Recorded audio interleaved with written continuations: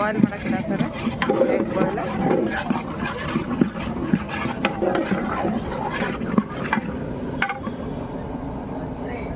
ಸ್ವಲ್ಪ అరిశిన పొడి. ప్రకాష్ నేను చేయాలా కొంచెం? చేస్తాను కొంచెం. చిన్న బొక్క ఉన్నా కానీ రాదు, పగిలిపోతుంది ఆ వీటికి.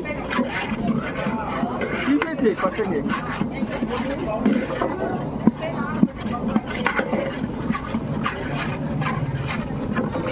దీంట్లో పెట్టచ్చు అలాగే ఆమ్లెట్ లాగా చిన్న చిన్నది వచ్చేస్తుంది.